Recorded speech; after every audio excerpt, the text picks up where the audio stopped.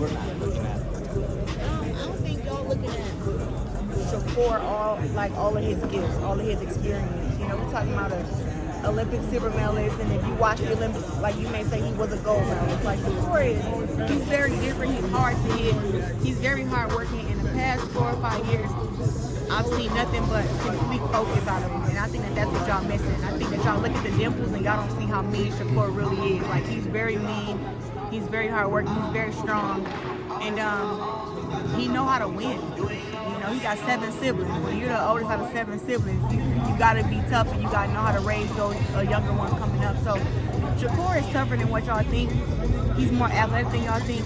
And I think that Teofimo will be a challenge, but Shakur has a mind to figure it out. He's not underestimating him either. He's taking it for what it really is, but I know that Teo going to come with his bag of tricks and going to be athletic and going to be sharp and be all tricky, but I think that Shakur, well, I know that Shakur is going to figure him out. He's going to beat him. Yeah, Shakur winning. That's you're for sure certain on that. Some people have it 50-50. I always tell people that if it's Shakur versus anybody, I'm always going to say Shakur, and that's for me off of my boxing brain and how it's not 50-50 to me, but it's going to be a good fight. And my last question, going back to you, champ, we know that you've had to swim against the current. It's been a difficult career. You're getting your flowers now. How hard has it been to get to this point and at the same time inspire a lot of female boxers moving forward? It has been difficult outside the ring. Inside the ring, I have been winning my fights, racking up championships, and doing what the other girls dare not to do. Now that we're talking about getting my just due, because the outside of boxing has been what was difficult, but I still was able to make the best fights and make things happen and continue to push forward. So to be able to land my big deal, to continue to keep fighting and fill out arenas, I'm exactly where I want to be at in my career. And I just hope that the girls coming up after me, like I signed an $8 million deal, but hopefully, you know, Caroline and the girls coming up after me can sign for $20 million and $25 million deals. And I think that women's boxing is on its way up. When are you going to go fight in Washington, D.C.? They call it Chocolate City, but we haven't seen a lot of women boxing there. I think they probably would love it. I don't know your thoughts on that. I've never heard of Chocolate City in Washington, D.C. That's what it's known for. But I am fighting February 22nd up in Detroit against Franchon Cruz. It'll be our rematch. I think this is the fight, you know, like Layla Ali versus Ann Wolf that we never got. Is going to be fireworks. Franchon has always been one of my toughest opponents, and the amateurs to the pros. You know, so I look forward to fighting her and defending my undisputed championship and seeing what happens after that, because we got a lot of opponents and a lot of opportunities. Best of luck, champ. Thank you. Claressa, we seen a fight this past Saturday with Roach and Pitbull. Like the judges seems to just keep getting it wrong. What are some ways that we can fix it? Like you in that world, you know, like you do this for a living, you train very hard, and for somebody that doesn't do the crap that you do for a living, like. So what I will say is, Lamont didn't just dominate in that fight. It was close. I think he make a lot of his fights close, and I think it's like his fighting style almost. But I think he did pick it up toward the end. But early on, Pitbull Cruz was winning some rounds. He knocked him down.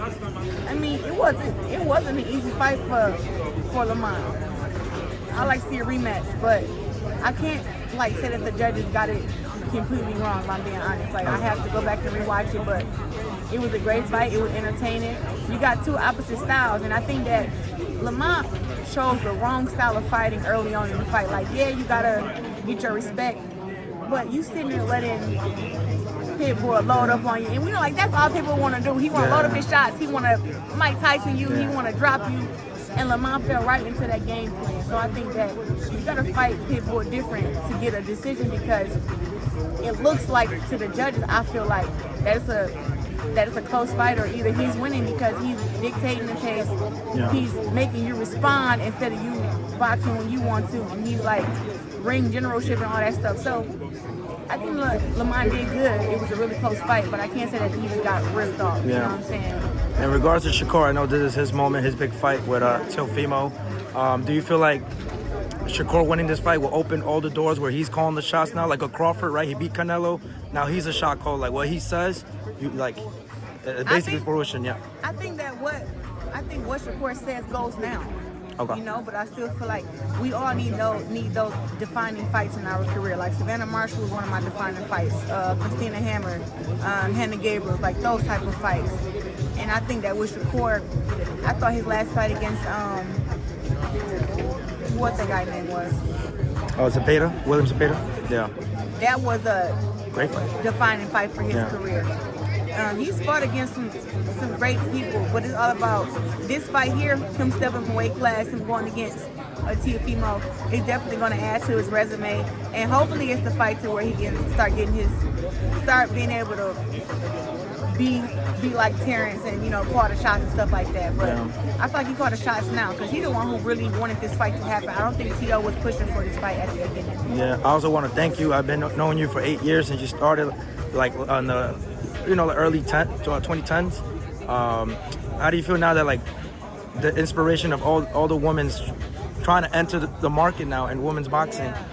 Listen, I am super happy for all the girls who are getting paid, for all the girls who have hope to get paid in the future.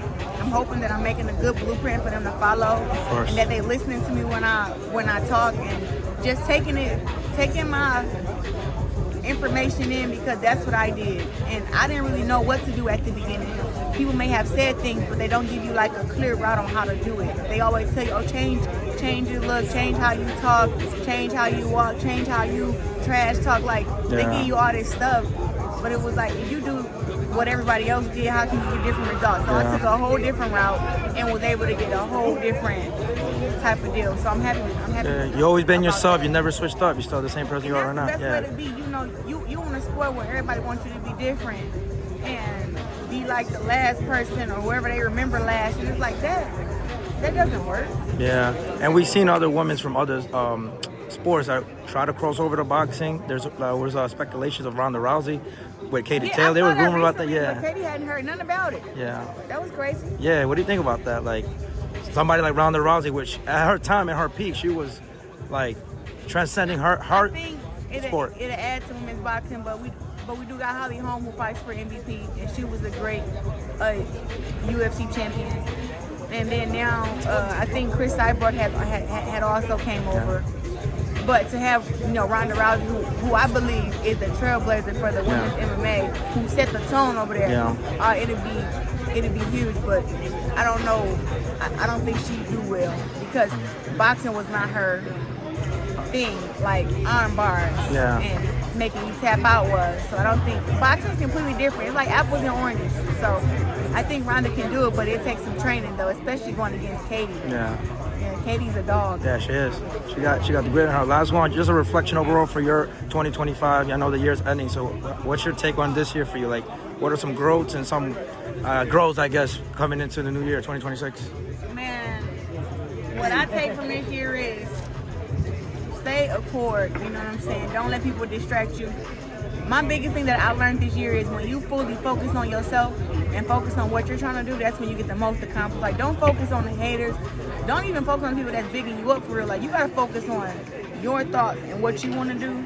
And when you fully lock in on yourself, that's when you get the best results. Like, I'm not gonna lie, I almost missed my opportunity by just a little bit on signing my $8 million deal because I was so distracted by all these other different things going on. And as soon as, you know, God told me just to, hey, I need you to calm down for a minute and be quiet and really look at this paperwork and look at the opportunities that you do have instead of rushing your next decision and like doing it just off of, you know, feelings and stuff like that.